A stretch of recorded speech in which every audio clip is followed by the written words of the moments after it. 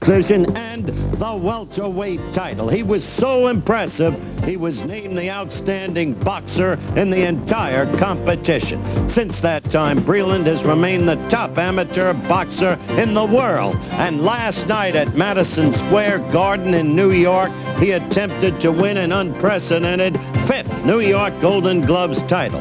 Today, you'll see coverage of Mark Breeland in his bid to make boxing history, and we'll talk to him about his brilliant future. 1972 Olympic wrestling hero Dan Gable has coached the Iowa Hawkeyes to 6 consecutive NCAA team titles. This year, he will also coach American Olympic wrestlers in Los Angeles. But first, the business of the 54th NCAA Wrestling Championship. Today on ABC's Wide World of Sports, you'll be in the New Jersey Meadowlands Arena to see the best of all American intercollegiate wrestlers. Among them, an Iowa star who has won 89 matches in a row and the 450-pound heavyweight. Springtime in the Southland. The peach tree blossoms are out and racing engines are heard in the rich clay country. Sure signs of spring. Today you'll see the top stars of American stock car racing in the Atlanta 500 at the Atlanta International Raceway. Cale Yarborough is the defending champion, going for his 8th 500-mile victory on this track, his 7th in this particular race. But all the others are here. 1983 NASCAR champion Bobby Allison, Darrell Waltrip, Buddy Baker sitting on the pole as fastest qualifier. The Atlanta 500 coming your way today on ABC's Wide World of Sports.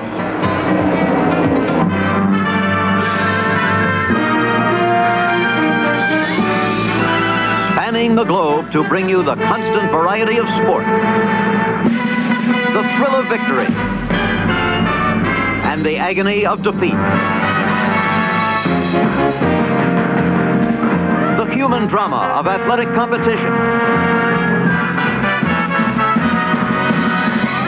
This is ABC's Wide World of Sports. Brought to you by Budweiser, the king of beers and proud sponsor of the U.S. Olympic team. For all you do, this Bud's for you.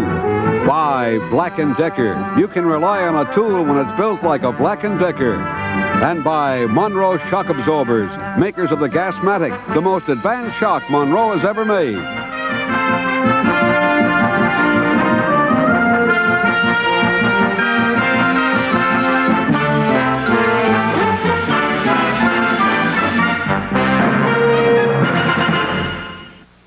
You are looking at the most advanced shock absorber that Monroe has ever made. Gasmatic, so advanced that in testing, people preferred the Gasmatic ride 3-to-1 over conventional shocks. The difference was dramatic in the control, the stability, and the comfort. A ride so superior, if Gasmatics don't give you the best ride ever, we'll replace them no charge.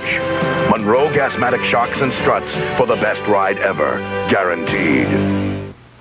You're about to see a demonstration of power, the power of Ford's new 5.8-liter high-output V8. We've attached identical gliders to a Ford, Dodge, and Chevy pickup. The most powerful pickup will get its glider airborne first, and Ford's glider gets up first. Ford is the most powerful mid-size V8, 17% more powerful than Dodge. And compared to Chevy, it's 27% more powerful. And this power means more hill-climbing torque, too. Just another powerful reason why Ford pickups stay on top. The best-built American trucks are built Ford top. For the past 6 years, the NCAA Wrestling Team Championship has been the exclusive property of the Iowa Hawkeyes. But this year, many in this crowd at the New Jersey Meadowlands Arena came expecting to see Iowa fall.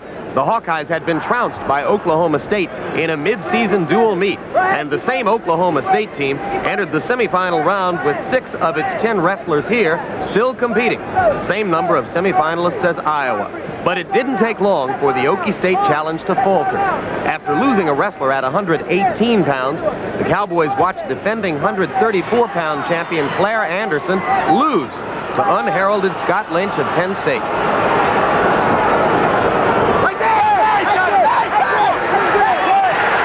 Anderson's loss was a shock to Oklahoma State. There would be another. Heavily favored Luke Scove fell to little-known John Orr of Princeton at 142 pounds. Ultimately, the Cowboys would see 4 of their 6 semifinalists fall, while 5 of Iowa's 6 went on to the championship round. It was already clear the Hawkeyes would be winners again by the time Iowa's Jim Zaleski took the mat at 158 in search of his 89th consecutive victory. It turned out Oklahoma State's landslide dual meet win had brought Iowa coach Dan Gable storming back from Olympic duties in Moscow. The Hawkeyes had been rebuilt in the hard-bitten Gable mold. They had practiced in pre-dawn hours. They had wrestled 3 times a day. They had learned again the lessons that make them different and that once made their coach the greatest of all American wrestlers. Hello, I'm Jim Lampley. With Iowa having wrapped up an apparent 7th consecutive team championship here, we'll have an opportunity to focus on the personalities in what is an intensely personal sport. It's worth noting that prior to this, there have been thousands of individual matches in dual meets. There have been no less than 38 separate qualifying tournaments to send wrestlers here. And here at the NCAA Championships, 3 days, 650 wrestling matches to bring us to this point where there are now 10 matches remaining, 20 wrestlers in the competition. Interestingly, among them there is one set of twin brothers, the Schurz, who compete in separate weight classes for Nebraska, another pair of brothers, the Kistlers, who compete for Iowa. And working with us again is our expert commentator on intercollegiate wrestling, a former 2-time national champion, Mark Lieberman, who is coincidentally himself one of a pair of brothers who both won NCAA wrestling championships. Mark, how do you account for the apparent coincidence of the presence of 4 brothers among the 20 remaining wrestlers in this competition? Jim, wrestling is a sport that requires a lot of dedication, and as such, brothers who compete in the same family will oftentimes become better faster. The younger brother, like I was, will try very hard to match his older brother's success, and as such, he'll wrestle more often, compete with older competitors who are better and stronger, and advance faster. It's interesting to note that oftentimes that competition between brothers becomes a real friendships as the brothers mature and get to this level of competition. We'll also be seeing, in addition to those 2 sets of brothers who should be interesting, a fascinating wrestler in the heavyweight championship match, Mark. 447.5-pound Tab Thacker of North Carolina State. There's a lot of discussion in the sport now about the oversized giants in the heavyweight class. Is Tab Thacker, in your view, a legitimate athlete? I think he is. I think he goes out there and wrestles very hard, and it's a very difficult sport for any athlete. Certainly someone who's carrying that much weight with him, it's got to be that much more difficult for him to accomplish his goal of beating his opponent. But while there are some difficulties for the big man, there are larger problems for any wrestler who finds himself underneath him. We'll be back with the first championship match at 118 pounds right after this. This is my hideout. I build golf clubs here, and it's amazing how they've changed over the years. Same with Pennzoil. When you think how much cars have changed, you know Pennzoil can't just keep up. It's got to stay ahead, and it has. Pennzoil started with quality, and you know, they keep right on delivering it.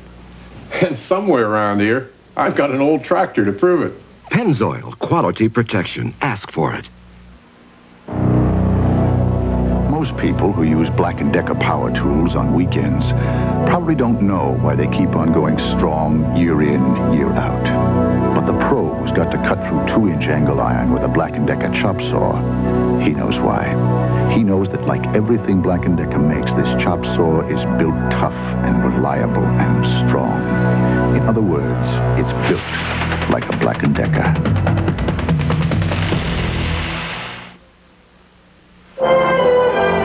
Way up here, a line shack can save your life when the weather turns the coldest. But the best time to stock it is always the hottest. And before you head back down, you head for the mountains. Bush. Head for the beer brewed natural as a mountain stream, for a taste as smooth as its name. Bush. Head for Bush beer. Head for the mountains. The first match we'll see, the 118-pound championship between Bob Hallman of Northern Iowa and Carl DeStefanis, a senior from Penn State. Picking up now with the start of the second of the 3 periods. The first period was 3 minutes long. Each of the 2 remaining periods, 2 minutes apiece. At this point, Carl DeStefanis has a 2-1 lead in the match. He fashioned that lead in the first period on the basis of one takedown, which gave him 2 points. There was an escape by Hallman back into the neutral position. 1 point for him. It's 2-1 right now. Hallman is up on his feet. He's trying for the escape, but he can't break away from Carl DeStephanis. Can't control those hands well enough. Carl has come on very strong in this bout, surprisingly so. In the first period, he was very dominant on his feet, earning that takedown. Now he's got to maintain that control and build up some riding time. This wears your opponent out when you're in the top position. In each of the second and third periods, one wrestler starts in the advantage position. It was DeStephanis who won the flip before this period and elected to start on top. So he is now accumulating what is called riding time. Back to center, you're still down. Carl is very strong in the top position, and he is doing a good job controlling Bob Hallman. He seems able to keep control even when Hallman gets up to his feet. You're in a much more dangerous position when your opponent is up on his feet. However, Carl DeStephanis, as you can see right here, is able to bring him down to the mat without losing control.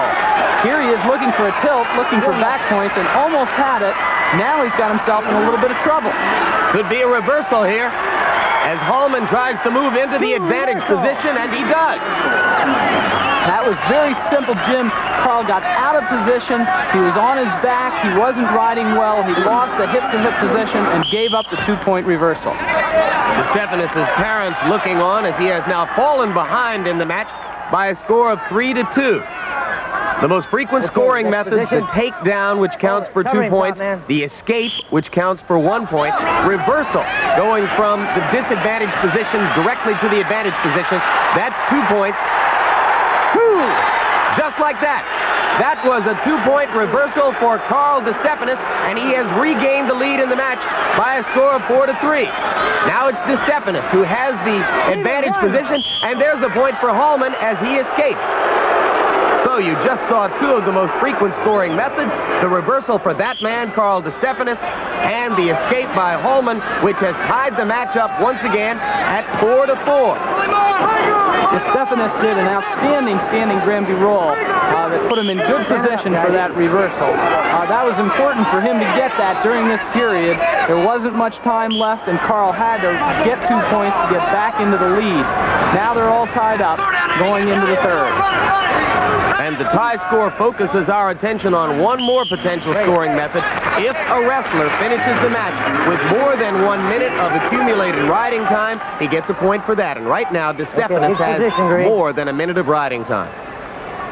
Okay, hold it right there. Covering top, man. Hallman will begin this period on top. DeStephanis is in good position here because he can score an escape relatively easily. Here he is. There's the escape. That was a Granby roll into a position where all he had to do is push his opponent away. He leads 5-4. Why was that escape so easy? Well, Carl is very, very good from the bottom. Nobody holds him down, hasn't all season, so I would have been very surprised to see anybody ride him here tonight. DeStephanis' team, Penn State, has an excellent chance to finish third in this competition. In fact, he can clinch the third-place finish if he can win this match. And that's kind of a reemergence for the Nittany Lions. No call for a takedown yet by Hallman as he struggles to gain the advantage. Both wrestlers are going to have to stay offensive or they will be called for stalling. DeStephanis back in on a single leg, good single leg. He seems to be coasting a little bit here, Jim. He doesn't seem to have the same intensity he came out with. Bad shot by Bob Hallman, was not in good position and almost got caught. Another shot by Bob Hallman, again, not in great position. If Hallman were somehow to win the match, Mark, his championship would have to be ranked as one of the great upsets in the tournament's recent history. He's lost 10 matches this year. It would be a big surprise. He's had a great tournament, though. DeStephanis is really coasting now. He is not going offensively. He's trying to ride in his lead. He knows he's got the match under control, and he doesn't want to blow it. 49 seconds left in the third period. DeStephanis has the critical minute and 16 of advantage time, so by a 16-second margin, he appears headed for that riding time point. And he leads 5-4. Nothing yet. I think the officials are going to call him. Geez, I was surprised they didn't call him there. He's got to take offensive shots. He's got to try and convert a takedown. His coaches are putting pressure on him from the side to go after it. And Hallman is coming with gangbusters. Warning, green! Warning, green! There's the stalling warning. Next time he'll award a point to Hallman of Northern Iowa. Stand it out. Of course, if they stay on their feet and he is awarded the point to tie it up 5-5, Carl DeStephanis would win the match because he has a riding time advantage at this point. Now he's got a riding time point assured. That's right. 10 seconds to go in the match. In effect, DeStephanis leads by 2 points now, 6-4. He's going to get the riding time point. So Hallman needs a takedown right now. DeStephanis is playing very conservative. Carl DeStephanis held on. Hallman unable to get the critical takedown at the end. And the championship at 118 pounds goes to the young man who was so disappointed a year ago, Carl DeStephanis. So he vindicated himself after being upset in the second round a year ago. Happy moment for his parents, too. Congratulations, Carl. A great win for you. The first one for the Nittany Lions since 1975. Did you think you could pull it off coming into this tournament? Yeah, I was confident the whole tournament, Mark. I worked really hard and got so good to win it here in the East with my family and friends. And I couldn't have done without Coach Lorenzo and Coach Fritz. They're just great. I love them. Introducing new Gillette Foamy Gel. The gel that gives you more than any other gel. More lubricants. Better beard setup. More lubricants. Smooth takeoff. More lubricants. For the closeness and comfort you want in a shave, get new Gillette Foamy Gel. The gel that gives you more. Working hard when the pressure's on could mean perspiration odor. Right Guard Roll-On helps stop wetness better than the leading roll-on as it kills the bacteria that can cause perspiration odor.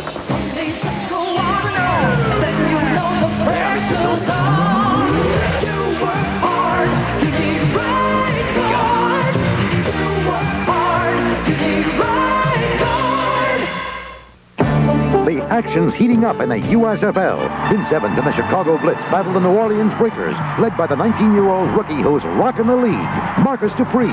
Or the Jacksonville Bulls take on the Los Angeles Express. The USFL Sunday on ABC.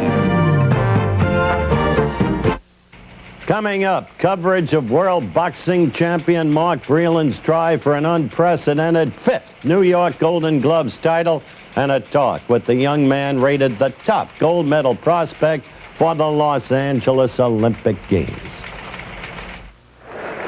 We're going to be seeing more wrestling in just a moment, but this is one of the most difficult sports for the uninitiated viewer to discern scoring in. Let's take a look at some examples from earlier competition of how points are scored in wrestling. Jim, here we'll see a takedown with an outside single leg. A takedown is awarded 2 points for a takedown, and that's awarded when you establish control over your opponent by bringing him to the mat, just like that. An escape is awarded when the bottom man, the man who is being ridden, is able to break free of his opponent. And of course, that's worth 1 point. A third way of scoring is the reversal. This occurs when two men exchange positions. The bottom man works his way around to gaining the control position, the top position. Of course, that's also worth 2 points, and right here is a reversal. The most exciting way of scoring points in wrestling is the near fall, or gaining back points.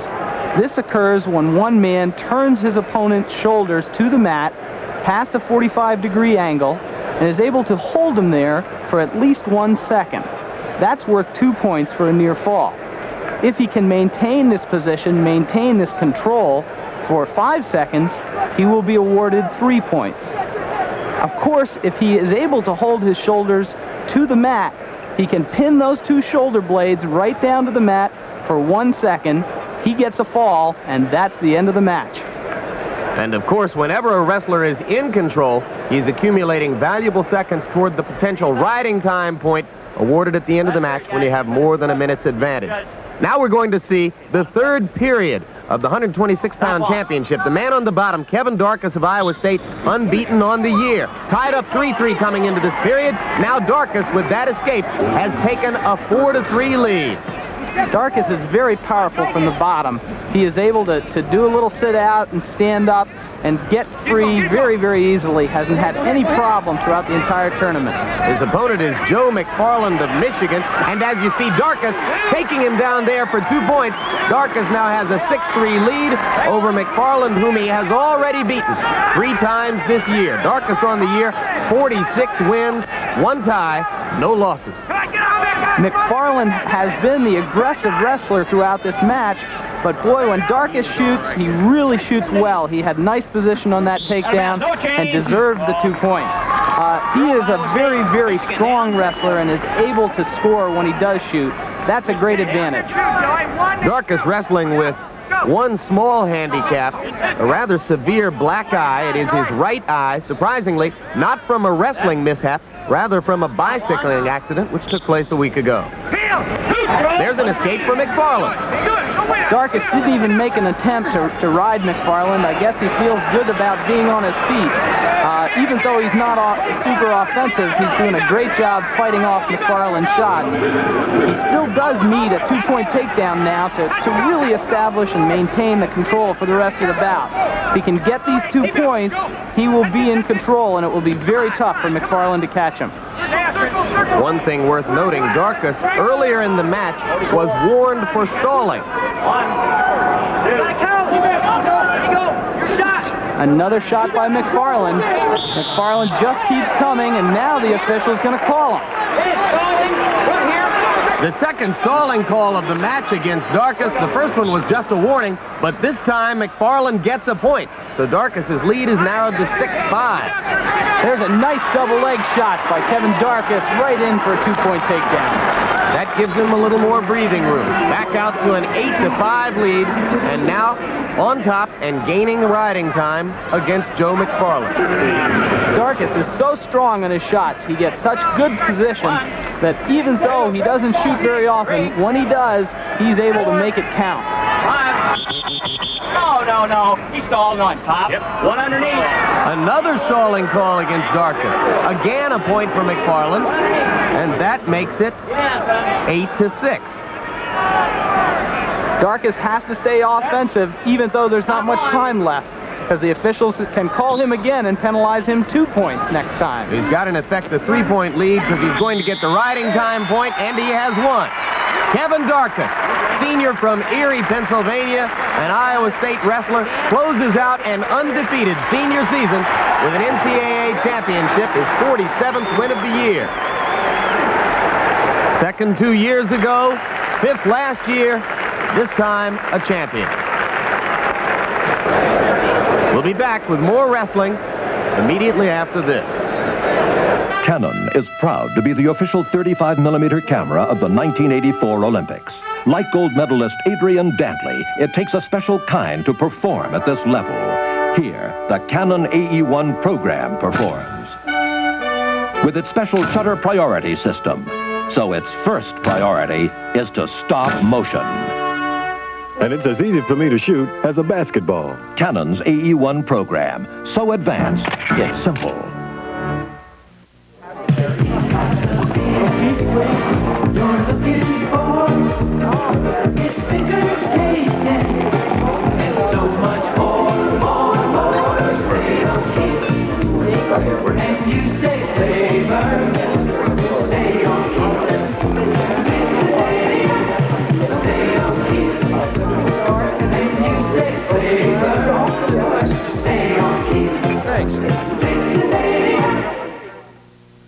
Sunday, guess who's playing the dating game? I'm not that kind of girl. Good, because I'm not that kind of guy. Hardcastle and McCormick, then. Nothing will prepare you for the terror of aliens. Parental discretion is advised. Tomorrow. Before we pick up the 158-pound championship, let's look back at what has happened in 3 previous weight classes. Senior Scott Lynch of Penn State became the second Nittany Lion individual champion of the meet at 134 pounds, After having beaten top-seeded defending champion Claire Anderson in the semifinals, Lynch upset third-seeded Greg Randall of Iowa in the finals. It was a big meet for Scott Lynch. At 142 pounds, the champion was Jesse Reyes of Division II team champion Cal State Bakersfield. Bakersfield campus has also produced great previous wrestlers, Joe Gonzalez and the Cuestas brothers.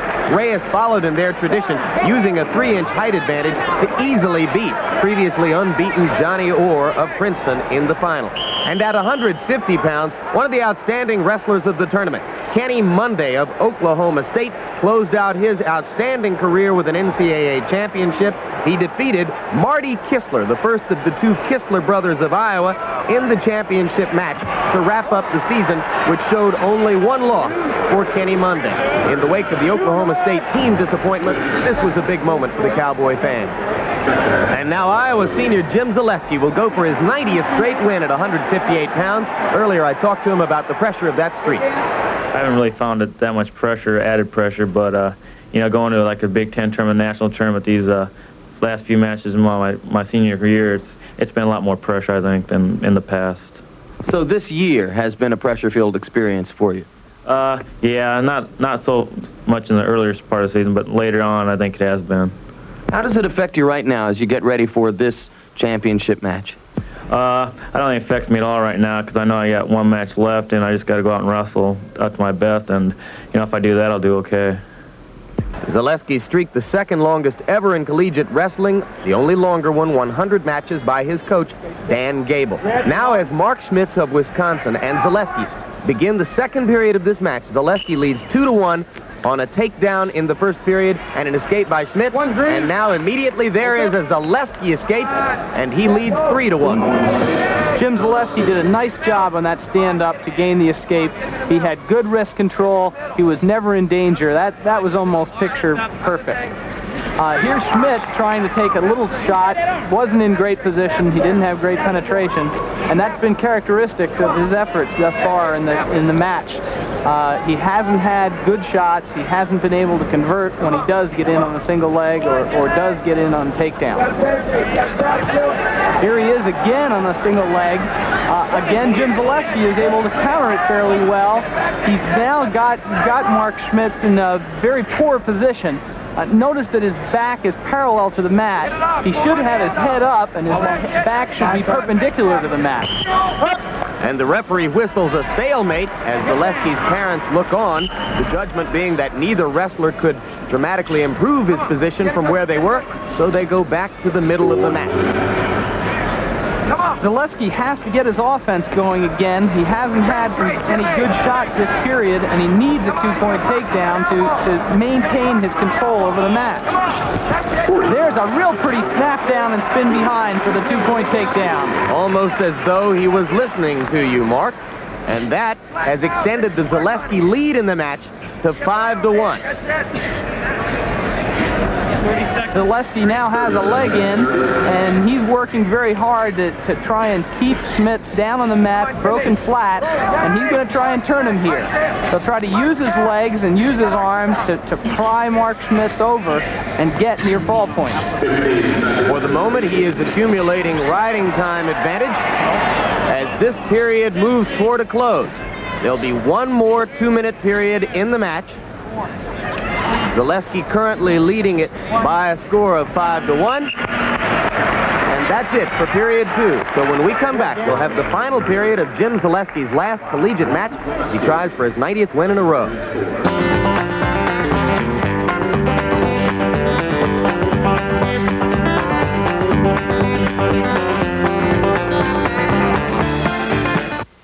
Try to remember. When you checked in, the guy said it's simple, nothing to it. Room 343 is up 2 flights, down 1, did that. Turn right by the ice machine, through the swinging doors, did that. By the Jefferson room, did that. This must be it. Great. Next time, Ramada, where they know how to take care of business. This high-energy experimental car stays efficient only if its spark plugs stay alive. Plugs capable of surviving surges to 38,000 volts, Motorcraft. Extended tip. Engineered to conserve fuel, Motorcraft Extended Tip ruthlessly eliminates power-blocking sooty carbon without eliminating itself in the process. Quality parts for all makes of cars. Motorcraft exceeds the need. 5 years after the Camp David Accord, what was accomplished? Monday, watch ABC's World News Tonight. This 8-ounce piece of metal is the amazing Mitsubishi turbine impeller, the heart of the Mitsubishi Tredia Turbo sedan. Road and Track calls the Tredia Turbo straight-line performance nothing short of amazing. Auto Week says it has a distinct sports car feel. Car and Driver calls it a pocket rocket with plenty of power on tap. At $89.89, the Mitsubishi Tredia Turbo takes you where you've never been before.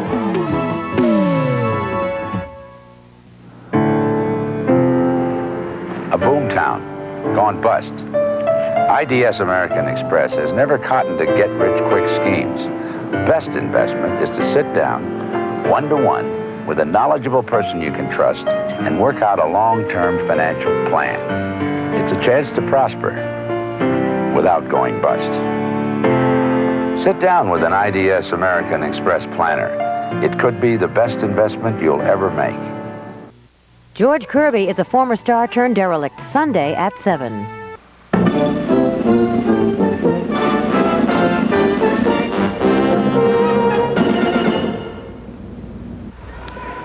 Iowa coach Dan Gable won 100 matches in his collegiate wrestling career, only lost one. It was the last match of his senior year. Now he watches his Jim Zaleski going for his 90th straight win in his last match against that man Mark Schmitz of Wisconsin. They begin the third period, a 2-minute period with Zaleski leading 5-1.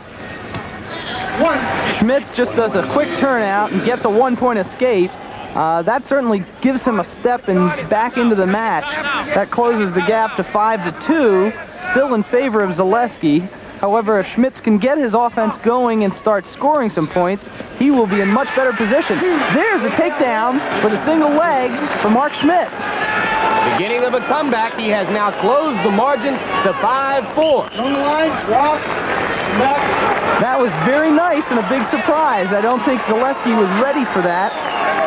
There's Coach Russ Hellickson looking on. Schmitz has got to now start thinking about how he can turn his opponent. By narrowing the score, he is back in the match, but he still has a ways to go to take command. Zaleski does a quick stand-up, controls wrists well, and breaks free to get 1-point escape, and so he's not done with yet either.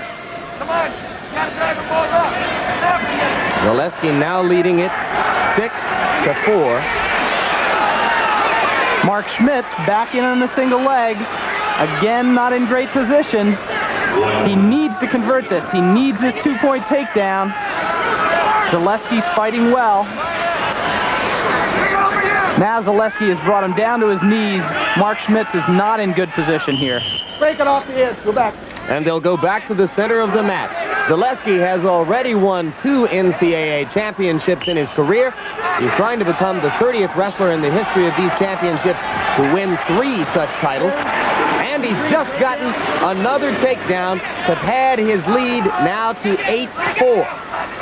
He did a nice job with an easy snap down. It wasn't anything fancy, but he didn't take any risks in getting that 2-point takedown.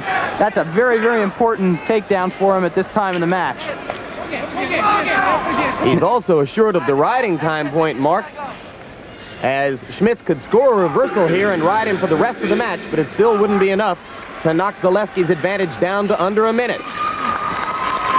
There's an escape for Schmitz. That narrows Zaleski's lead to 8-5, but by now it is a moot point, as this match is going to end in a 9-5 decision for Jim Zaleski. His 90th consecutive match victory, his 3rd NCAA championship, and he becomes the 30th wrestler in history to accomplish that.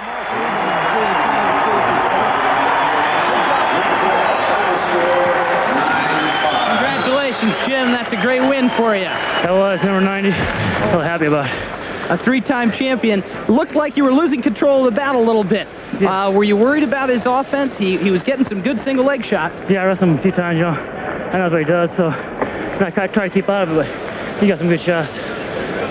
Great. Congratulations. Thank you. We'll be back with more from the NCAA Wrestling Championships later on. But right now, let's go to my colleague Jim McKay at the Atlanta 500 stock car race. I can't imagine a more beautiful day for an automobile race. A tremendous crowd gathered at Atlanta International Raceway. Somewhere around 70,000. They think they may break their record and go well up into the high 70,000. The temperature in the high 70s. Just enough beautiful white clouds in the sky to provide a proper background for this year's running of the Atlanta 500. Field of cars on the racetrack, as you see, headed through turn 1, down towards turn 2. This will be the final pace lap, and then the race will be underway. Field of 40 cars on the track, led by pole sitter Buddy Baker. We'll be having a closer look at him in a minute. Right now, what do we go down to? Our man in the pits today, Grand Prix and Indianapolis car driver Danny Sullivan. Danny? I talked earlier with some of the drivers and the crew chiefs, and the big critical problem today is going to be finding that grip with the tires. The problem is the heat today will bring the rubber and oil to the surface and make the track very, very slippery, so they have to find that combination to get the tires to work. This is Jim McKay reporting from the booth along with Sam Posey, and you're looking at number 21, the pole sitter, Buddy Baker, who won this race in 1979. Next to him, you see the blue and yellow car. Outside of number 15 is Ricky Rudd, the young driver from Chesapeake, Virginia. In the second row now, we will have the defending champion, number 28, Cale Yarborough. Outside him, number 9 is Bill Elliott of Dawsonville, Georgia, hometown favorite here. Row 3, the NASCAR champion for 1983, Bobby Allison, in car number 22. Outside him, number 1 is Lake Speed. Those are the first 3 rows. Remember, a field of 40 cars in all, but they're nearing the start line. The pace car is off the track. We're going to have a start for the Atlanta 500. Buddy Baker on the pole, remember. The green flag out. As they go into turn 1, it is Buddy Baker with the lead. Cale Yarborough right behind him. Ricky Rudd just tucking in behind Yarborough now. So it's Buddy Baker and Cale Yarborough as the race begins. The defending champion just behind the pole sitter in the 1984 Atlanta 500, and now Cale Yarborough just that quickly going for the lead. Sam, he has wasted no time in announcing that he'd like to defend this championship. And look at Buddy Baker again, just outside him on the high side. Notice how close those two cars are running side by side. The track is said to be a one-groove track, Jim. It's very hard to pass here in the turn. So when they do, you see the cars very close together. And now Bobby Allison is challenging Buddy Baker for second place, down low. Bobby Allison trying to get through there as Cale Yarborough leads the race. And Bobby tucks in front of Buddy Baker. Boy, very interesting stuff on the first couple of laps. And very high speed, too, because if they go into turn 3 there, the top speed is about 175 on that backstretch. Then they slow here to around 160 in the turn itself, maybe even a little less. Now, of course, they're accelerating up the last straight. So we have the defending champion in this race leading right now. The 1983 NASCAR year-long champion in second place. Then Bobby Allison. And the pole sitter, Buddy Baker, in third place. The 1984 Olympics. These could be your tickets to the Summer Games. Enter the Budweiser and Bud Light Olympic Sweepstakes. 5 grand prize winners. Each receive an all-expense-paid trip for 2 to the Olympics, plus over 5,000 other prizes. Tickets and details in TV Guide, Sports Illustrated Sport Magazine, or displays of participating Budweiser and Bud Light retailers. Grab a 6-pack and write down the winning numbers. You could win a trip to the 84 Olympics. If you're tired of airport lines, make them disappear. Announcing American Airlines No-Stop Check-In. Now thousands of travel agents and American ticket offices can give you all your boarding passes before you get to the airport. So at the airport, there's just no stopping you. American Airlines No-Stop Check-In. You can go right on board. We're American Airlines, doing what we do best. Louise, look what's guaranteed. Every box of Arm & Hammer pure baking soda, guaranteed pure. First box is for cleaning. Grab a sponge, Harry. Our fridge needs it inside and out. Cuts grease, no scratching, smells sweet. The second box keeps it smelling sweet. The third deodorizes the freezer. 3 boxes do a lot. It's guaranteed. Arm & Hammer Pure Baking Soda is guaranteed pure. Or your money back. Their rituals link them to Stone Age man, their survival a worldwide curiosity. Travel to Africa with Lauren Hutton to uncover the mystery of the pygmy. The American Sportsman, tomorrow on ABC. We return to the Atlanta 500 where Cale Yarborough, the defending champion, is still leading the race. In second place still, the current NASCAR year-long champion for 1983, Bobby Allison. And we've had a new third-place car move into the picture. Number 55, Benny Parsons, moving up from his 8th starting position, is now in third. So he has it going extremely well at this moment. Benny, arguably, in the early laps, was the fastest moving car on the track, Jim, as he made that move. Now, the minute he got up to the 2 leaders, however, he didn't Look at this, though. Yes. Look at Bobby Allison closing in on Cale Yarborough right now. All right, and that's just in that third and fourth turn combination where he had the superiority before, Jim. And he has now shaken Benny Parsons, at least for the moment. If you call shaking, having him about 15 feet behind you. Bobby may have been content to stay behind Cale until Benny got up behind him. Yeah, look at this. That's Bobby Allison, NASCAR champion, going for the lead on the backstretch. Side by side. And that's not the result of a grab. Now, Jim, he just powered into that situation. Look at this traffic. Bobby Allison down low, Cale Yarborough up high, and Benny Parsons right behind the two of them.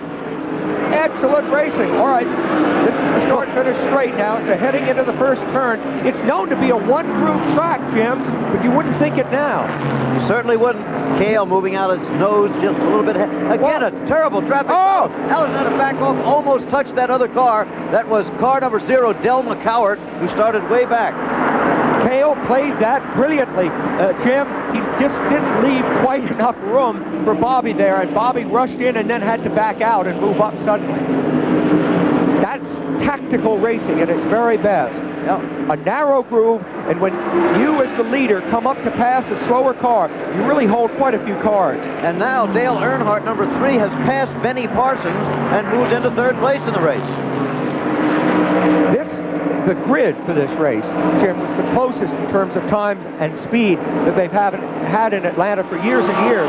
So we're going to see, I think, all day long, cars coming in effect from nowhere to be in the leading group and be able to stay there, because there isn't a single car or a group of 2 or 3 cars, say, that has a clear-cut advantage. There are really a dozen cars that are almost equally capable here. Well, Dale Earnhardt has certainly moved up all the way from the 5th row.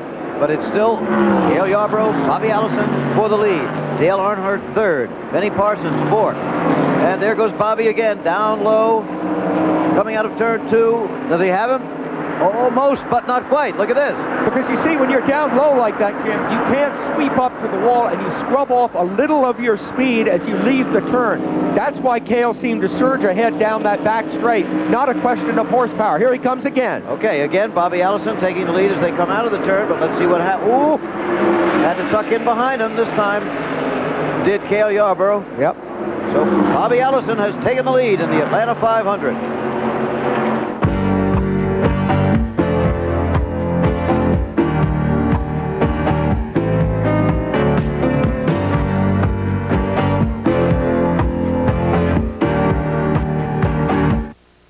When you leave behind a home you love, you leave a part of you, a part that makes it a special home, one you just outgrew. When you leave behind a home you love, trust the name that's grown with you. Trust your home to better homes and gardens. Trust the local real estate company backed by the magazine America Trusts. Better Homes and Gardens Real Estate Services. Trust your home to better homes and gardens. Yes, we know it's a big fluffy Talk bun. to the manager. It is the manager. Where's the beef? He's putting us under the supervisor. If you ask me, which you didn't, we should call the owner. At Wendy's, the hamburger we modestly call a single has more beef than the Big Mac or Whopper. We've got the owner. Hello? Where's the beef? Wendy's kind of people never ask, where's the beef? I don't think there's anybody there. I really don't. It never fails. The one thing most people overlook about their cars is the belts. You see, after 4 years, they can go any time. And since today's belts don't show wear, even I can't always tell when just by looking. So if your car's over 4 years old, replace the belts. And tell them you want Gates, Now, they've been keeping engines cool for over 60 years, even longer than me. Remember, after 4 years, it's time for a change. Back at Atlanta, where there has been an interesting development. Benny Parsons in car number 55 has moved past Cale Yarborough, the defending champion of the race, to take over second place and is now beginning to challenge the race leader, Bobby Allison. Allison number 22, Benny Parsons number 55. This is the first time in the race that anyone has been able to go substantially faster than Allison. And it's Parsons, and he's able to do it. Jim, I'm convinced because of a combination in his handling at this point, which is superior. It isn't horsepower, it's handling. When you think back, even in the early 60s, when we came out on these races, I think this was still sort of by guess and by God in stock car racing. But now it is every bit as scientific, really, as in Indianapolis or Formula One. Oh, absolutely as scientific as Indianapolis, yes. And scientifically moving up is Benny Parsons, I tell you. Whoa! Oh, we almost had a crash in the pits, but it was avoided, so you don't have to worry about that. There's Buddy Baker coming in and out very quickly. We got to stay with Benny Parsons as he stalks Bobby Allison right now. Which would you rather be, the stalker or the stalkee, Sam? I'd rather be the driver behind, but it depends on the personality of the drivers, Jim. Many like to lead, and the leader, although obviously he has to spend a lot of time looking in his mirrors, still holds a great many cars. After all, he can always block if he has to. All right, well, now tell me, what are the options that Bobby Allison has in the lead, aside from simply going faster than the other car? The biggest one is when they lap slower cars. He can choose when to make that move past and hopefully force Benny into a situation where he gets blocked behind another car. In open going like this, the advantage to the leader is not so great. It's in traffic in particular. Here comes Benny down low. He's going to try for the lead. Benny Parsons side by side with Bobby Allison. Couldn't be any closer than that. Tremendous racing. But the positioning of Benny Parsons' car, of course, on the inside should give him the edge. That's where the groove is supposed to be on this racetrack. Yep. And he may have it. Let's make sure, though, as they come out of the turn. See what happens on the straight. Nope. Benny Parsons. A marvelous pass. And, Jim, I think I saw him reach up and give Bobby a wave. Ooh. I'm convinced I did. But they often do that, you know. I sort of thank you for staying cleanly out of the way and goodbye to you. In other words, it's half serious and it's half irony. Is that it? Exactly. Yeah. So, Benny Parsons, at age 42, I believe Benny is now. Yes, he is. 42, has just passed 46-year-old Bobby Allison. In third place still is 42-year-old Cale Yarborough. Does that tell us something about experience? Yeah, it certainly does. Although there's a good group of younger drivers coming up, Jim. I mentioned that we had a near accident in the pits. We have that on tape, and here it is. There, Cale Yarborough had started to come into the pit. There's Buddy Baker coming out. Cale just getting by. That's absolutely amazing. I mean, Buddy to come out that far and not leave racing room down against the wall, it would surprise me a man of his experience would do that. Actually, he did leave just enough room. So now Yarborough has dropped back, of course, having made a pit stop. And it's Benny Parsons.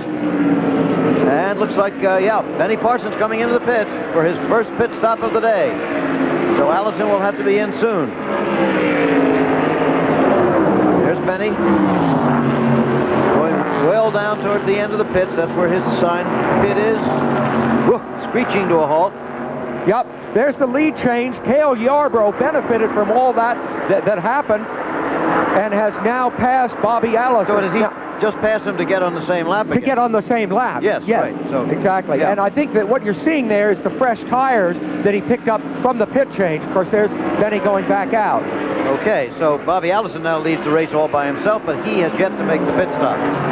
Danny Sullivan has something of interest to add to that incident in the pit, the near accident. Danny?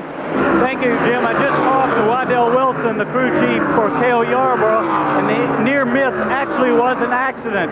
Cale and Buddy Baker touched. Buddy pulled out without looking, and Cale flipped his car, and the car's got a little bit of body damage from the left rear tire back, but there doesn't appear to be any problem. Back to you, Jim. Okay, Danny, so Cale Yarbrough with a bit of damage to his car. Well, we'll be back here again at the Atlanta 500. Right now, we're going to move on to the NCAA Wrestling Championships. Again, here's Jim Lampley. Back at the NCAA Wrestling Championships in the Meadowlands Arena in New Jersey, where in a moment we'll be seeing the 177-pound championship match. First, a look back at what happened at 167 pounds. There was another long winning streak involved. Mike Sheets of Oklahoma State came into the championship match with 74 wins in a row. And his opponent was Lindley Kistler of Iowa, one of the two Kistler brothers who wrestled for the Iowa Hawkeyes here. In the end, it was a victory for Sheets, his 75th win in a row, and it gave him the NCAA championship at 167 pounds. Now in a moment, we're going to be seeing the first of the two Shear twins. Jim Shear of Nebraska wrestles in this class against Dwayne Goldman of Iowa. His brother Bill Shear coming along at 190 pounds. Earlier, I asked Jim about the experience of growing up wrestling with a twin brother. Well, he was one of the biggest reasons I got into wrestling, because he started a year before I did, and he'd come home and practice his moves on me, and I didn't want to keep getting beat up, so I had to start wrestling. So that's how I got into it. But he's been one of the biggest reasons I've kept at it and continued to improve, I think. He will learn now precisely how much he's improved as we begin the second period of this three-period match. Shear, who is the underdog here, is leading Goldman 2-1 after a first period which saw a Shear takedown and a Goldman escape. Shear has to keep his opponent on the mat. Here's what happens. He let him up on his feet. Goldman got good hand control and was able to break away for the one-point escape, and that ties it up 2-2. You'll see a lot of infighting with these two. By that, there'll be a lot of pummeling, chest-to-chest position just where they are now, fighting to try and get that one opportunity that they're looking for to take a good takedown shot. It's not easy at this level of competition to find that. Goldman is the top-seeded wrestler in this weight class. He was the runner-up to Mark Schultz of Oklahoma a year ago as a freshman. This year, he is unbeaten coming into this final match of the season. Jim Shear, on the other hand, has a lot of international freestyle experience, especially wrestling Eastern European and Soviet opponents. Freestyle emphasizes takedowns and throws more than collegiate wrestling, so I'm sure Iowa's Dwayne Goldman will have some extra respect for Jim Shear when both wrestlers are on their feet, because of this real key danger of being thrown by Jim Shear. You can see Goldman here is a little hesitant to tie up real tight with Jim Shear, and this is what we're talking about. Warning now against Goldman for stalling. Judgment call on the part of the official, and it's not always an easy judgment, Mark, to determine which wrestler it is who's being less offensive. No, and the smart officials are able to differentiate between some real subtleties within the styles of wrestlers. It's very easy to look like you're wrestling aggressively, but really you are stalling consciously. And so a good official is able to figure out which wrestler is making honest shots and honest attempts to bring his opponent to the mat. But there's a little bit of mind reading which does go on in that process. And now, with just 15 seconds remaining in the second period of this match, they are still knotted up at 2-2.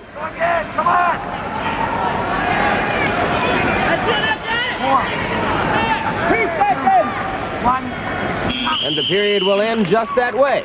So Jim Shear and Dwayne Goldman will go into the third period tied up at 2-2, and we'll be back to see that right after this. Nearly 4 hours. That's how long it took us to paint this room with a roller. Then we painted it in less than 1 hour with the new Wagner Power Roller. A living room that took nearly 7 hours. The Wagner Power Roller finished in less than 3. The Power Roller pumps paint straight from the can to the roller or to any of several optional accessories. Why waste your time painting a pan when you could be painting your walls instead? The Wagner Power Roller, the right tool for painting. Good interior design of a car is as important for a driver as it is to the pilot of an aircraft. Ford consultant Jackie Stewart. When I'm in a car that's well designed, I really feel in control. I'm well supported by the seat. I can reach everything, see everything, operate everything efficiently. Ford are on the leading edge of the science of interior designing. Have you driven the best-built American cars? Have you driven a Ford lately? Ordinary citizens performing extraordinary deeds. Masquerade returns Friday. If you couldn't advertise in the 9X Yellow Pages, how in heaven's name would your business get serious customers?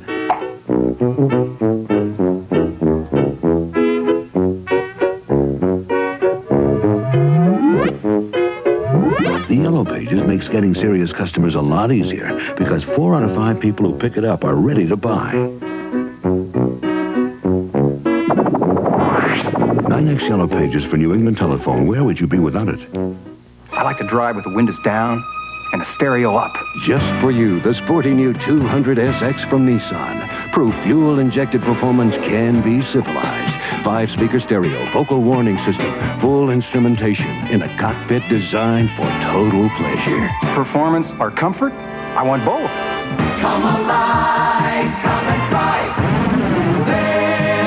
Nature motion from Nissan. At your Datsun dealer. Buying over-the-counter medications Sunday at 6:30 on HealthBeat.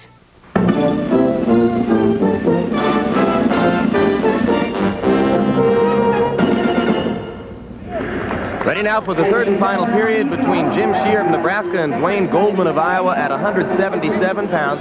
They are tied up at 2-2 after 2 periods.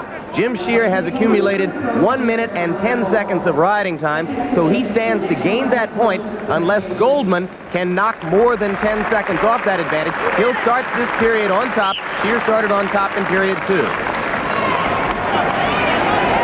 Shear trying to fight up to his feet. Now he goes to his head and tries a turn-in.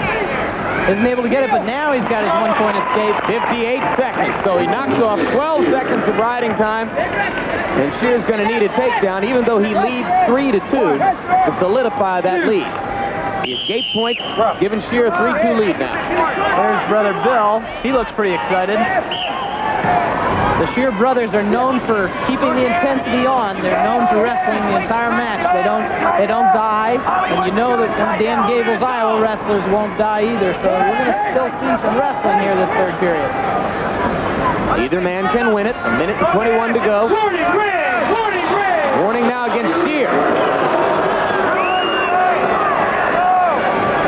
Shear is, of course, the beginning of a triple punch at the top 3 weight classes that Nebraska has placed in the NCAA finals. They call it Murderer's Row. Top 3 weights for Nebraska.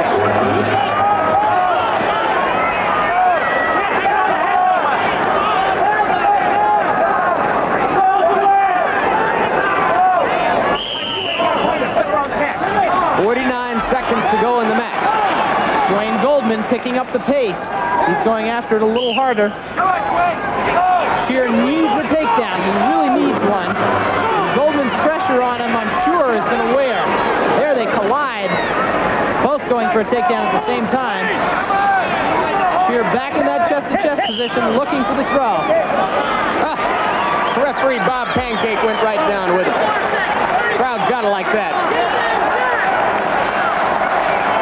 34 seconds left. Iowa crowd picking up the chant. Let's go, Dwayne. Dwayne in on a single leg. Almost had it. Wasn't able to establish good position. 20 seconds. Shear trying to hold on to a 1-point advantage. 18 seconds to go. He's got a 3-2 lead. He must be so careful. The official can call him for stalling at any time, which would tie the bout. He's got to look offensive. He's got to try things. He's got to try to take his opponent down. 8 seconds. 7 seconds. 5 seconds. Shear went inside and tried to shoot even in the last 5 seconds, and he won the match. For being aggressive right to the end, Jim Shear got a victory over Dwayne Goldman by the narrow, thin margin of 3-2. An NCAA championship is won. And you see the reaction of twin brother Bill Shear, who'll be wrestling at 190 pounds. Right now, Mark Lieberman is ready to talk to Jim Shear. Jim, congratulations. A great win for you. Did you expect to dominate Dwayne Goldman like that? Oh, I knew I could beat him. I knew it'd be a tough match, but if I just stayed tough, I could beat him. I just thank God that I was able to come out on top. I just thank him for giving me that opportunity. So one Shear brother has won, and we'll be back to check on the fortunes of twin brother Bill at 190 pounds, and also to see the heavyweight championship match immediately following this. When you're working on your American dream, you want it to last forever. Anderson Windows have helped build American dreams for over 75 years with innovation, energy efficiency, and pride. At Anderson, there are no seconds. We take the time to build the best. That's what we've always been. Come home to quality. Come home to Anderson. You are looking at the most advanced shock absorber that Monroe has ever made. Gasmatic, so advanced that in testing, people preferred the Gasmatic ride 3-to-1 over conventional shocks. The difference was dramatic in the control, the stability, and the comfort. A ride so superior, if Gasmatics don't give you the best ride ever, we'll replace them no charge. Monroe Gasmatic shocks and struts for the best ride ever, guaranteed. I may not win every race, but I still have an advantage over these guys. I use the Gillette Atra. They don't. It has the advantage of a pivoting head. Atra is better than twin blade razors that don't pivot. See? They don't always stay on my beard, but my Atra pivots to keep both blades on my beard longer. So I get a better shave. Close, comfortable. Get the Gillette Atra and get the Atra advantage. Hey, everyone can use a little advantage. The action's heating up in the USFL. Vince Evans and the Chicago Blitz battle the New Orleans Breakers, led by the 19-year-old rookie who's rocking the league, Marcus Dupree. Or the Jacksonville Bulls take on the Los Angeles Express. The USFL Sunday on ABC. We're back at the Jersey Meadowlands and awaiting the heavyweight final. The 190-pound championship has already been won by Bill Shear of Nebraska, who joined his brother Jim on the winner's stand by scoring 3 first-period takedowns against Jim Baumgartner of Oregon State and then wrestling conservatively to a 13-4 victory. Bill Shear, perhaps the top prospect here for international wrestling. Earlier, I spoke to Dan Gable about American Olympic prospects. You're in charge of the freestyle wrestling program for the United States going into the Olympic Games. We're told that among collegiate wrestlers, not many of these, if any indeed, would be regarded as prospects to make the Olympic team. Where is the gap? Why do these guys need another jump upward before they're eligible or really ready to compete in the Olympics? Well, the main reason is because it's a different style. The freestyle is much different than the collegiate style of wrestling. But more than that, it's just like a level of excellence. You go from junior high to high school to college, and you also go from college to Olympic and international wrestling. The Olympic and international wrestling is just that much better, that much more of a competitive situation. It's the best in the world. My wrestlers in the collegiate scene learn from videotapes from the people in the World Championships, from the Olympic Games. So it's something that you have to kind of reach up a little higher and bring in a new level of excellence. And kids in college are just starting to advance. And so a lot of times it takes 2 or 3 years after, not only to make the adjustment from freestyle, but just to make that much adjustments in your own mental toughness and just be able to mature a little. And if you followed international wrestling going back to Munich 72, you probably remember 400-pound Chris Taylor. Here's the latest 400-pound plus wrestler, Tab Thacker of North Carolina State. Earlier I spoke to him about the disadvantages of his size. Yeah, it's a whole lot of disadvantages. You know, the fact that it's hard for me to get off bottoms, for one, and it's hard for me to stay in shape, and the conditioning is awesome for me because, you know, running, it kind of tends to, you know, just beat on my feet, you know, and stuff. And plus, you know, I don't move as quick as some of the other guys. So I think it kind of evens out, you know. The other guys move quicker and they get a chance to, you know, do real quick stuff on me. So I think it kind of evens out. So. And there is Thacker's heavyweight final opponent, 350-pound Gary Albright of Nebraska. They start the second period of this match scoreless after a first period in which both wrestlers were warned for stalling. There he is, trying to crawl out. Thacker breaks him right down to his belly. And now he'll go to work. Tab Thacker is known. He's got a good half Nelson, and he works it hard. If he can keep his opponent, if he can keep Gary Albright down on the mat, he'll keep working at that. This is hard enough for Albright. Thacker occasionally wrestles against men who are down around the 215, 220 range, less than half his size, in effect. And that's awful tough on him. I think that wrestling has got to go towards the international style, and part of that is accepting the 220-pound weight class. There's a lot of men who would like to compete in that weight class, but really shouldn't go against a heavyweight the size of either Albright or Thacker. There, Thacker does it again. He breaks him down flat. He's got to keep him on his belly, got to keep him there, and that's where he can work his half Nelson. Albright's just bracing down there. You can see he's just trying to survive. Minute and 3 seconds of riding time now for Thacker and counting. Ever seen a 1-0 match decided only by the riding time point? No, it can't happen that way, because Albright will ride him for the next period in order for it to happen. So what you'll end up with is a perfect stalemate, a scoreless stalemate. The officials, if that does happen, the officials are really not doing their job, because they are out there to encourage activity. So if wrestlers are not moving or not trying for the fall, then they're responsible for making action happen. Crowd is attempting to encourage activity even more than the officials at this point. And I'm sure Thacker listens to boos most of the time while he wrestles, so he's used to it. But Albright's not wrestling. You know, he's not trying anything down there. Tab Thacker is at least out to right angles, which the rule requires, and he's trying for some kind of a pinning combination. Thacker might get called, but I don't think he should. Period's over. No score. 2 minutes of riding time for Tab Thacker. And Albright looks stunned from the experience of having been under the big man for 2 minutes. When we come back, he'll have the third period to try to reverse the trend.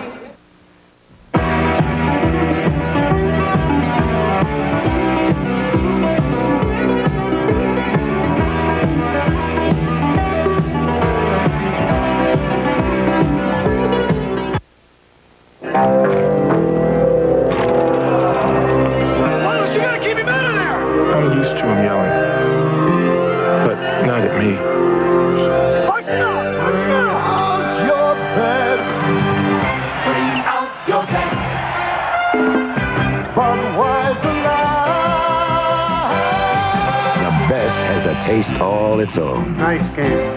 Enjoy it.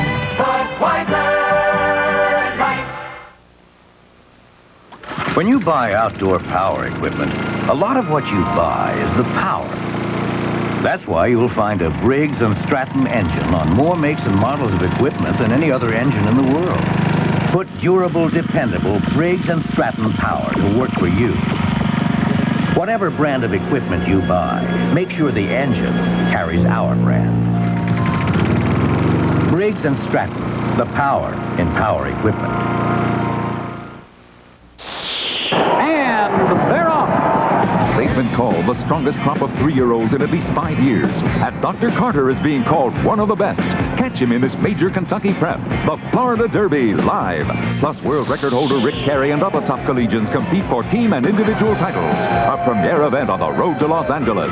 The NCAA Swimming and Diving Championships on ABC's Wide World of Sports. After ABC Sports Beat and the Professional Bowlers Tour next Saturday.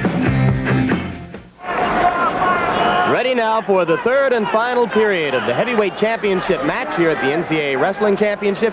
Gary Albright of Nebraska now gets his turn in the advantage position against Tab Thacker. Scoreless match. No takedowns, no escapes so far. It's very important for Albright to break Thacker down, and he can't do it. Thacker stands up and gets the 1-point escape. First point of the match, and that could be the critical point, because Thacker now is in no danger of losing the riding time point if he can stay up. Albright did not break Thacker down at all when he was on top, and that's very important with heavyweights, especially big heavyweights, because once he gets up to his feet, you just can't control him from behind. Now, Albright needs the points for a takedown. He's behind not only 1 point for the escape, but he's also got a riding time disadvantage, and he's got to have a takedown, and he's got to have it relatively soon. These two wrestlers have met each other once previously. That was in this tournament 2 years ago. And in that match, Albright pinned Thacker. Imagine that. But at that time, Tab weighed a little bit less than he does now. He weighed in here at 447.5, and in all likelihood, he has probably added several pounds since that weigh-in. Both wrestlers were just penalized for stalling, and that's a point for both of them. That's kind of a senseless call, and the official has not decided one man is stalling more than the other, so it really doesn't mean much and won't affect the bout at all. Makes the score 2-1 now in favor of Thacker. He stands to gain the riding time point, so in effect, his real lead is 3-1. The only thing that could help Gary Albright now would be a takedown, and that's not easy. He needs to try something. He's got nothing to lose. He should go for something. There's always the fear that he'd get underneath Thacker somehow, though, and have him land on top of him, and that is the end of the match. It draws a healthy chorus of boos. Tab Thacker has completed his senior season at North Carolina State without losing a match. He has won a championship here, which is predictably unpopular, but in his case, rather well deserved. So now, with Thacker having completed his work, Mark Lieberman is ready to talk to him. Tab, congratulations on your victory. How were you happy with the bout? Not really, because it was no kind of points to call. Neither one of us was wrestling. I'll tell the truth about that. But I knew he was waiting for me to make a mistake. I wrestled him the last time, and I attempted to throw. He was waiting on it. He caught me. This time I didn't want that to happen. If I got it 100%, I was going to throw it, but I never did. Tab Thacker waited 2 years for revenge, and he got it. So now a final look at the team standings again here at the NCAA Championships. Iowa the winner for the 7th consecutive year. Oklahoma State 2nd, Penn State 3rd, Nebraska 4th, and Oklahoma 5th. We'll be going back for the conclusion of the Atlanta 500 in a moment, but first we'd like to recognize a milestone reached last night by our top American amateur boxer, Mark Breeland, the two-time world champion in the welterweight division and America's best hope for a boxing medal in Los Angeles. Mark comes from Brooklyn, New York, was raised in one of its toughest neighborhoods, Bedford-Stuyvesant, but he avoided the trouble that has strapped so many. From an early age, Mark spent a lot of his time and energy in the Bedford-Stuyvesant Boxing Association gym right near his home. It's a place packed with those dreaming of pounding out a decent living with their fists. For most, it's a cruel host, but for Breeland, his dreams are on the verge of becoming reality. Outside the gym, he's a different sort, quiet, introspective, a loner, trying to deal with a future that will carry him far beyond the horizon dominated by the skyscrapers of Manhattan. He first made a name for himself in the New York Golden Gloves, winning first in 1980, then in 1981, showing the punching power that has become his trademark. The next year's welterweight final, same result, Breeland by a knockout, this time in the first round. And last year he won his 4th title, only the 6th man in the 57-year history of the Golden Gloves to do so.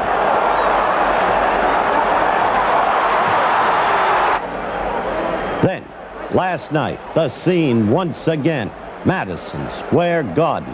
Breeland, one last talk with his coach, George Washington. Huge crowd on hand, most there to see this fight. The opponent, a 24-year-old named Victor Laguerre. They came out, as you see, for round 1. Look at the size of Breeland. Note the reach. Footwork always excellent, using the ring. And quickly, Breeland in command against Laguerre. Right there, a left that staggered the opponent. And then, moving in on him, the knockdown. Mandatory 8 count, of course. Referee, as in amateur boxing, retaining close control, looking at the fighter's eyes. Protect the fighter. That's the theme in amateur boxing. The action resumed, and Breeland was all over Victor Laguerre. And quickly, the fight was stopped for the protection of Laguerre. Good work by the referee. The embrace by Coach George Washington of Breeland. A look in slow motion as Breeland dominated clearly. A laugher for this remarkable young fighter. Staggered by that left, and then the knockdown that finally led to the stoppage of the fight. And here is the young man himself, Mark Breeland. Congratulations on your performance last night, Mark. Now, you have said that you have 3 objectives. 1, to win a 5th Golden Gloves, which you achieved. 2, to win the Olympic gold, you have yet to achieve. 3, to win a professional championship in your weight classification. Do you adhere to those goals? Yeah, right now, you know, winning the 5 Golden Gloves made me feel great. I fulfilled one dream, and there's 2 more to go. The Olympic dream will be would be the biggest, because it's, you know, for the United States. And it's going to be big in the United States plus. In that regard, quite candidly, how do you compare yourself at this stage of your development to Sugar Ray Leonard and that stage of his development when he appeared at Montreal in the Summer Olympiad? I think, you know, right now, I was much, you know, I'm a more calmer fighter than he was. He was more of an amateur, just throwing wild punches. To me, I'm an amateur, but pro a little bit in there. You know, I'm more settled than he was. Are you too cocky at age 20? No, just confidence. You know, I have a lot of confidence in myself. It's just try to take things as they come. You know, I don't want to, a lot of people like to brag, but I'm not the type. You've got 2 terrific opponents to meet at Los Angeles. Konakbayev, Soviet Union, Duval, Cuba. Can you beat them both? You have in the past. Right, I beat them both. Duval will be a tougher fighter than Konakbayev. But I'll get both of them. Look forward to seeing you there. Thank you Good very luck much. to you, and congratulations again, Mark. Thank you very much. Mark Breeland, of course, and we'll be back in just a moment with the conclusion of the Atlanta 500. Well, we're back at Atlanta, and there have been some wild and woolly changes in the situation here. Let's spell it out for you. Dale Earnhardt leading the Atlanta 500 just by a couple of feet over Cale Yarborough, the defending champion in the race. Yarborough tries it down low, drops back again. And you see that the dropping back, Jim, you picked up on, was a maneuver in order to gather momentum so he could attack on the straightaway. And attack he is. Now going down low. The low groove, remember, supposed to be the good one here. He could have the advantage at this moment. It looks like it. But there's a slower car ahead of him, Jim. Yeah, see there? So now he's going to have to... Well, yeah. Earnhardt gave him the room. Yep. Dale Earnhardt definitely gave him a room. Nice, clean racing. More than that, he momentarily gave him the lead. But has not given it to him. No. Permanently. Look at that. Oh, a tie for the lead. Yes. Literally a tie for the lead at this point. In a 500-mile race. And with Benny Parsons right there behind. Earnhardt now gets his nose a little bit in front. Just a little bit. Yes, he does. Cale angling very sharply down across the road, going into the turn, establishing himself in that low line. Look at how unstable the cars become, Jim. You see that as they run in and out of each other's grab. And look at Benny. Excuse me. Benny went down low, almost got Cale there. Yes, well, you see, because as the other cars were side by side in the turn, Benny had a clean line and was coming up faster. That's the explanation there. Okay. Oh, look at the shadows of the cars out. Getting late in the day, and of course they are all thinking ahead as this kind of musical chess game is going on about the finish of the race. I mean, this is the time that you notice what the other man has and maybe what he doesn't have.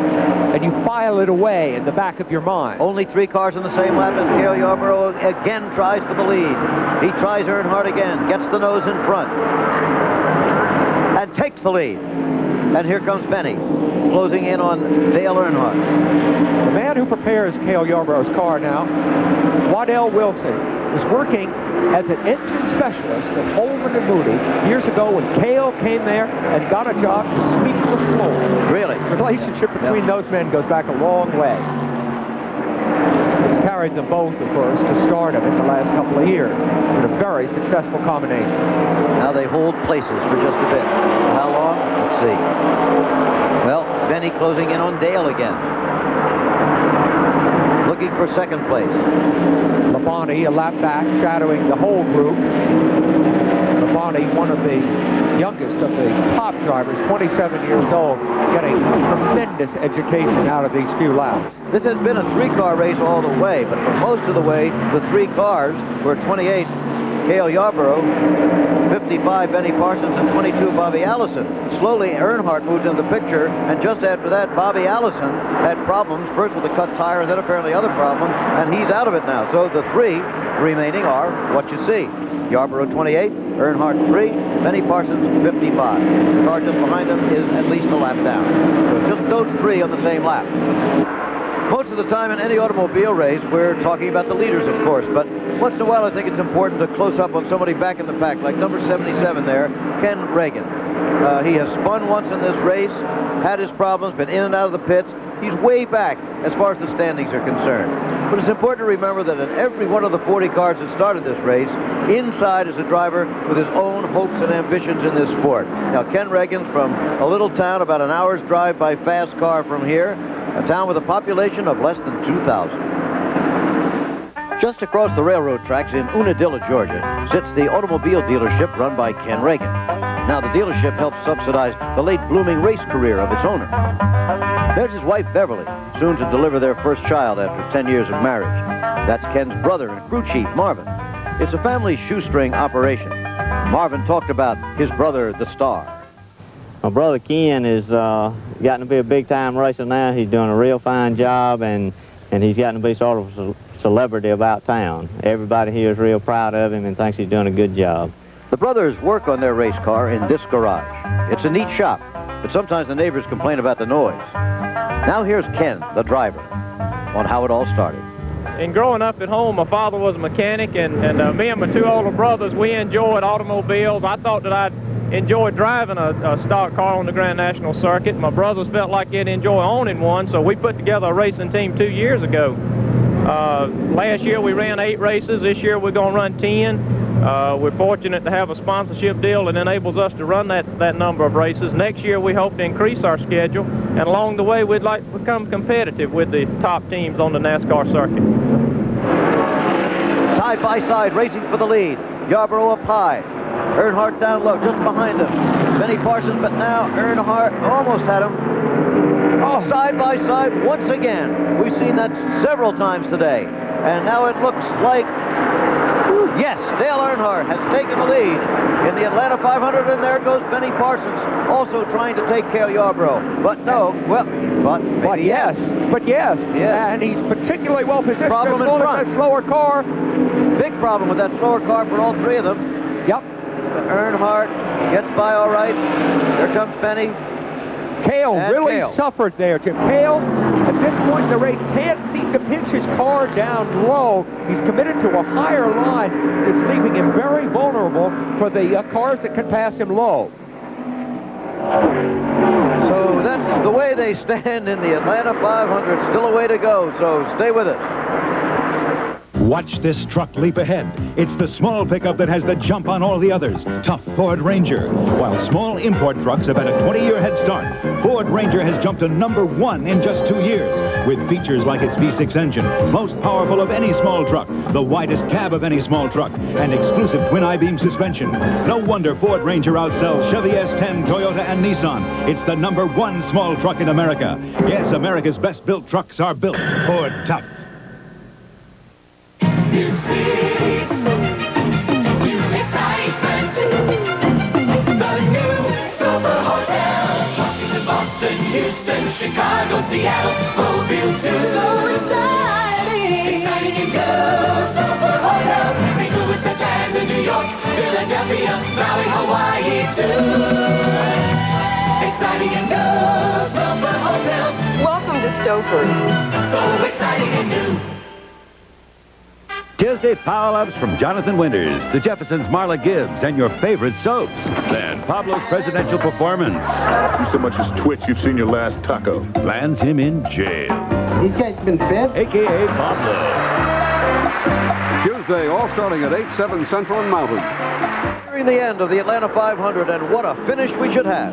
It is Dale Earnhardt in car number 3, the blue and yellow car, in the lead. Second place, the black and white number 55 of Benny Parsons, and in third place, the defending champion number 28, Cale Yarborough, recent winner of the Daytona 500. Benny Parsons making a move for the lead now. Has never won this race. In fact, he hasn't won a NASCAR race in about 2.5 years, although 11 years ago he was the Grand National Champion. But now, at least momentarily, he's got the lead here. Watch Earnhardt, the high car, though, and watch Cale Yarborough coming down below Earnhardt, moving into second place, losing second place.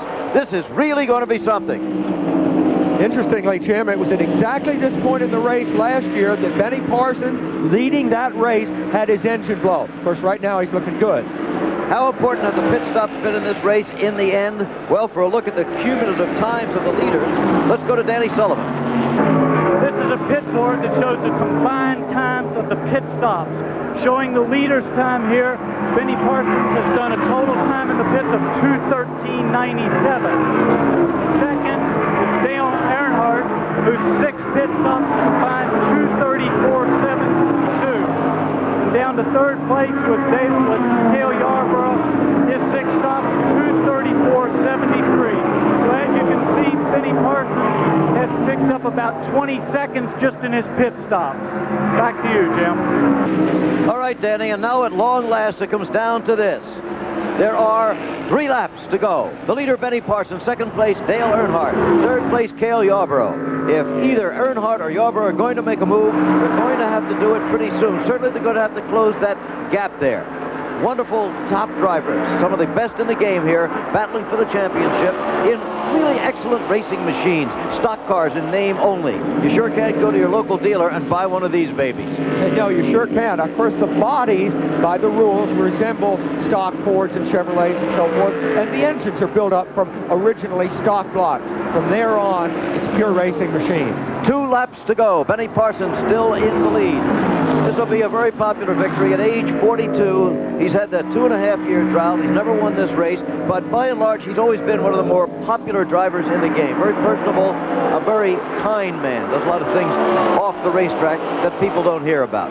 He got an enormous ovation earlier here from the crowd when he was introduced just before the start of the race. There's Yarborough. I wonder if Cale Yarborough isn't starting to race now for second and not for the lead, Jim. Yarborough's falling further and further back. The white flag is out. What a welcome sight that is to any leader in an automobile race.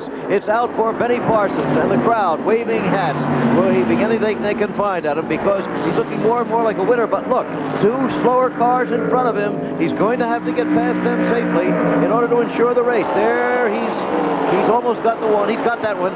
And 1 to go, but he'll go right by that. The battle may be more for second than for first, Jim. But the winner will be the man who once upon a time drove a taxi cab in Detroit. And a sizable fare Benny Parsons will pick up today for his day's work because he's won it. Look at the battle for second, and Earnhardt just nosing out Cale Yarborough for second place in the race. The winner then, Benny Parsons. Second place, Earnhardt. Third place, Yarborough. Let's run down unofficially the rest of the final order of standings. In 4th place, a lap down, was Richard Petty. In 5th, Darrell Waltrip. 6th place, Bobby Allison, who was in the battle much of the way today. 7th was Harry Gant. 8th, Terry Labonte. 9th, Ricky Rudd. And in 10th place, Blake Speed. By the way, the man we did a feature on earlier in the race today, Ken Reagan, the fellow who's trying to work his way up through the NASCAR ranks, finished 21st today. So that's the story on this year's Atlanta 500. This is Jim McKay reporting with Sam Posey and Danny Sullivan. Hope you enjoyed it.